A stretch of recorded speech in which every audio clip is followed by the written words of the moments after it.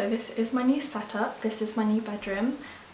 If you saw my room tour, which I'll link below, you'll see kind of all the different aspects of it, but you'll start to see the room as a whole in some of my videos. So today I'm going to talk to you about my generalised anxiety disorder, or GAD, which is just easier. So basically what that is like normal anxiety, but I have all types. So where someone might just have social anxiety, or they might have phobias, I basically have all of them. So I have social anxiety, I have phobias, I have general fears, I have situation-based anxiety, and I also have ACD, more intrusive thoughts side of it, but I will go into that and explain the difference between what people think it is and what I deal with. So I was diagnosed, I think 5 or 6 years ago. I have actually been suffering with anxiety for my whole life, but I didn't realise that it was actually a thing until probably about 6 years ago, and then I went to the doctor, spoke to them about it, and they diagnosed me formally.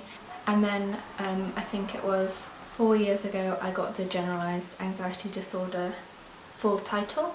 I don't necessarily like that title because as soon as you put generalised in front of something, it makes it sound really basic. It made me feel like it wasn't bad as it actually was. So I don't actually like using the whole title, but it is something that describes the fact that it's not just one type of anxiety I have, and I have all of them. But then most people don't know that that's what it's called, so it's quite difficult. So my first one, which is probably the easiest and the most complicated to express, and that is my phobia fears. These are totally normal in anyone, and most people have a phobia of at least something, and they have that kind of panicky feeling, and you will have experienced anxiety in your life at some point, but you won't have suffered from anxiety disorder. So the difference with me is when I have my phobia, I completely lose control. So quite an annoying and quite a common occurrence one is weather. So it doesn't have to necessarily be storms, although that is the worst. It can be just strong wind, strong rain, or too much sun. So if the sun is too hot, that freaks me out. It's really stupid.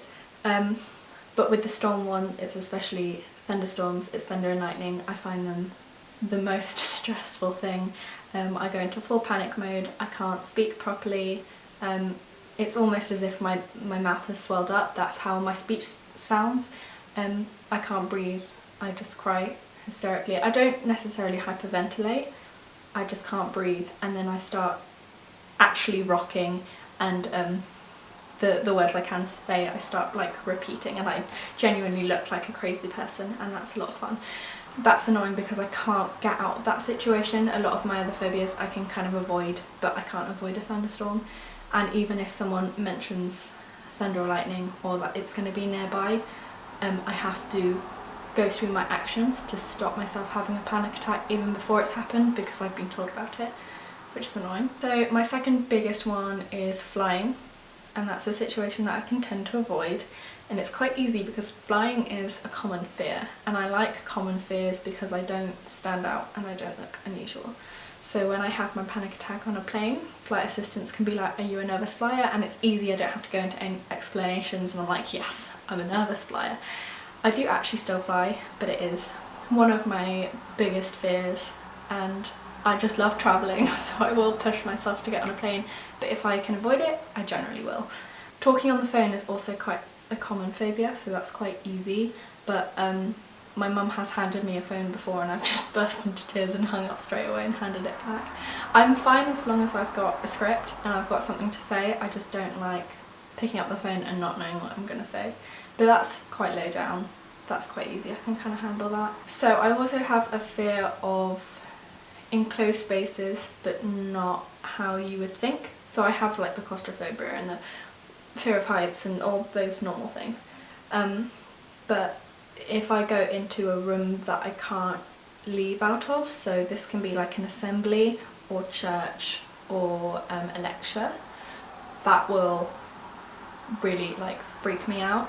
And it's more the thought of if I leave, I make a scene, and that's the thing I'm worried about. I never want to make a scene, and I do this on trains as well because I can get overly worked up that if I have a panic attack, everyone's going to look at me, and that's what brings on my panic attacks, which is great.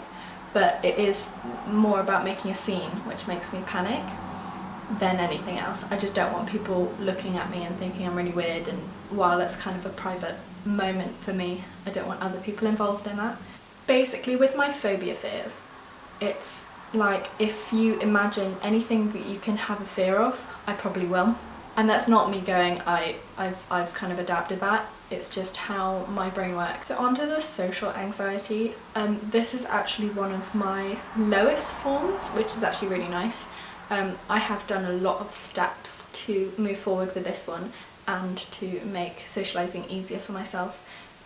My job at Lush actually really helped with my social anxiety. It really made me able to go up to someone and talk to them and give myself the steps, because I think that's what I was missing.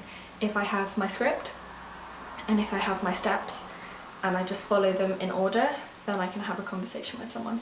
I think it's more meeting new people. I either really love meeting new people or I really hate it. I really hate big crowds. I find the noise too intense, and I find the space too intense, and that's really the only way I can describe it. It's just, it gets too much. I do meet people and I have got a lot better, but it is a side of my anxiety. So the general anxiety, like the situation based, that could basically be anything. So there are a few things that will just randomly set me off. Some I can't explain, some I can, and it is really specific to situations. One time someone else cooked for me, and I'm quite a thing about control. I would rather do everything myself because I know how it's been done. It's not necessarily if it's done right, I just know how it's been done.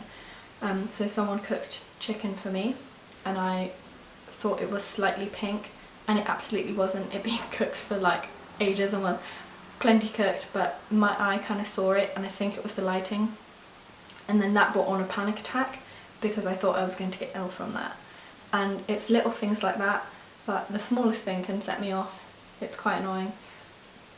And I can definitely feel my panic attack coming on, and I kind of just have to sit there, focus, and go through my steps to try and bring myself down. And this is all done internally, so I could have 5 of these moments in a day and no one would know, because I'm going through it all in my brain to bring myself back down so I don't go into a full panic attack, because then I'm just gone.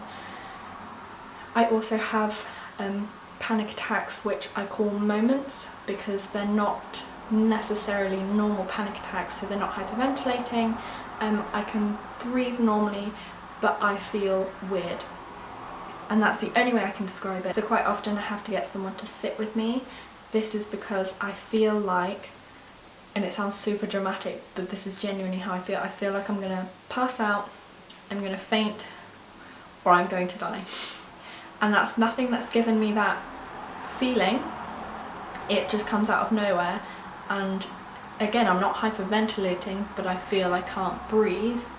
And I feel very dizzy, I get super spaced out, and I just kind of completely enclose myself, and someone has to be there with me. I don't want to talk to them, I don't necessarily need anything from them, I just need to have someone there, because in my brain I think, well, if they're there and I pass out, they can do something. So that is my last one, and that is my OCD, and this is the one that people don't know about. I don't tell people I have this because they have such an assumption in their head of what it is and what it means that it's going to take too long to explain. I'm going to explain it now so people can understand it, but it's not what you think it is. So the OCD you would recognise is patterns and people cleaning. The reason they do this is because if they don't do this, they feel like something bad's going to happen. They don't always know what that bad thing is, but they feel like something bad's going to happen. And I guess that's very similar in mine, but I have intrusive thoughts. What intrusive thoughts are, it's really difficult to explain. So this happens quite a lot, and I can tell I'm anxious because I will have several intrusive thoughts in a day. And what it is it's basically like someone has switched on a movie in my head and it takes over my mind. So it's like a screen has come down and all I can see is that, not like vision, but it's like a daydream, and I can see it play out. And what this is something bad happening. So if I'm in a car and I even rest my hand on the door, I will then get like an instant play of me accidentally opening the door and falling out the car, and I'll get like really visual images of like along the road and really awful images. I have my favourite ring that I don't have on at the moment, but if I take that off, I have images of me putting it in my mouth and me choking on it. I have our front door locks automatically, and I have visions of someone's fingers getting stuck, and because it locks, not being able to open the door, and they are really often graphic and gruesome, and I don't like blood and I can't control it, they just show up. And this happened the other day like 5 times. I think it was just because I was in a new house, but all these things that I kind of, if something can go wrong, my brain has already visualized it, and it's not exactly fun to sit through. It's like if you hate horror movies and you're sitting through 5 different horror movies, but they're all in your house every day. I also have the ritual-based side of things. So I physically will not be able to sleep unless I have certain things in place. So I need my rabbit, which is my scent. I need my fan on, which is the feel and definitely the sound as well, so the white noise. And then I also need a TV for the visuals, and also the sound. So I need all of those things in place, and if I don't have one, I will not be able to get to sleep. And this is really difficult because if I go somewhere else, I can't demand those things. Oh, I also have to have the light off and the door shut. Those are just yeah, but yeah, I don't want to go in and just be like, hi, I need all these things, or I will not be able to stay with you. So I like people staying with me. And I like having my own room because I hate the thought of someone thinking I'm demanding, or someone thinking I'm taking over because I need to have these things in place. And I'm like, sorry, it's just my mental issues. So I hope this video was informative, and it gave you more of an insight into me and my anxiety as a whole. And if you want to, you can leave a comment and we can share our experiences with mental health. And if you want to, you can leave it a like, and if you want to be an absolute gem, you could subscribe for more fun talks like this. So I hope you have a good day, guys. Bye!